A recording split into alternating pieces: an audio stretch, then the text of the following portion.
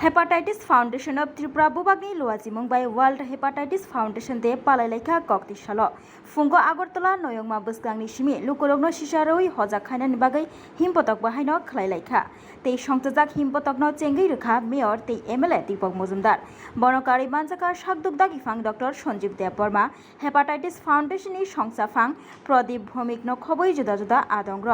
कक्तिसालो हायनोहाय अ हिमपतक गोरों गोरों थायो बेरायै हायनोहाय नयंमा बसगाङाव फायै पाइफिनाय अ हिमपतक যারা আমি দীর্ঘায়িত করতে যাচ্ছি না কারণ রেলি শুরু হবে তো আমি বলবো যে এটা একটা সংক্রমণ থেকে রক্ষা করতে গেলে আমাদেরকে সর্বপ্রথম সচেতন হতে হবে তার উদ্দেশ্যে এই রেলি আমরা লক্ষ্য করেছি প্রতি বছরই প্রায় 1.3 মিলিয়ন লোক মারা যায়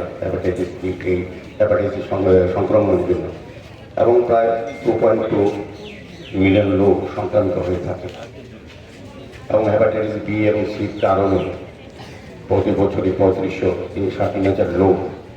মারা যান এবং প্রায় 6,000 লোক সংক্রামিত হয়ে থাকে।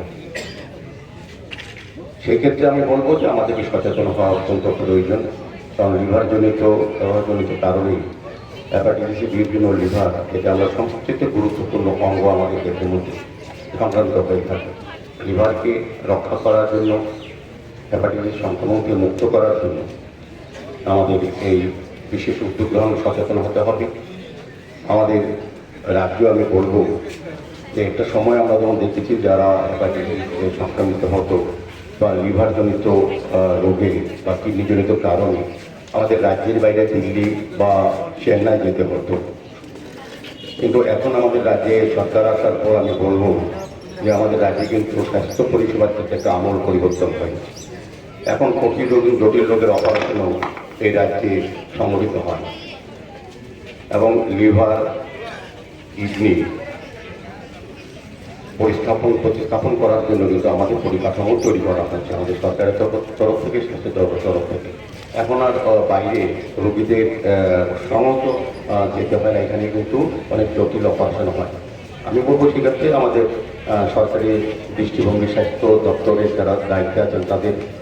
আন্তরিক প্রচেষ্টা এটা পরিবর্তন সম্ভব হয়েছে। কারণ আজকে যারা প্রদীপবাবুরা বা যারা ডাক্তারবাবুরা আছেন তারা আগেও ছিলেন রাজ্যে, কিন্তু পরিকাঠামোগত দুর্বলতার কারণে হোক বা কোনো সুযোগ না পাওয়ার কারণে হোক এই রাজ্যের চিকিৎসকেরা গুণ থাকতো, সমস্ত গুণাবলী থাকতো, তাদের এই বড় বড় চিকিৎসাগুলি করতে পারতেন না। আমাদের সরকার আসার পর পরিবহনের মতো স্বাস্থ্য দপ্তরে অনেক উন্নত হওয়ায় আজকে কিন্তু এই চিকিৎসাগুলি এই রাজ্যে হচ্ছে। আমরা যারা এই সংক্রমিত হচ্ছি এই রাজ্যে রোগীরা তারা কিন্তু সুযোগ পাচ্ছে। আমার বিশ্বাস থাকবে আজকের রেলির মাধ্যমে আমরা যে বার্তা দেবো মানুষ আমরা সচেতন হবো, সতর্ক হবো এবং আমরা এই রোগ থেকে যাতে দূরে থাকতে পারি এবং সরকারি সুযোগগুলি গ্রহণ করে এই রাজ্যে আমরা চিকিৎসা পেতে পারি সেই ব্যবস্থা করা হবে এবং সেটা আমরা নেব। আজকের এই রেলিতে যারা অংশ নেয় আবারও তাদেরকে ধন্যবাদ জানিয়ে এই রেলি সার্থকভাবে সফল হবে আগামী দিন আমরা সুস্থ থাকার জন্য রেলি অত্যন্ত প্রয়োজনীয় এই কথাগুলি বলে সকলকে অনেক অনেক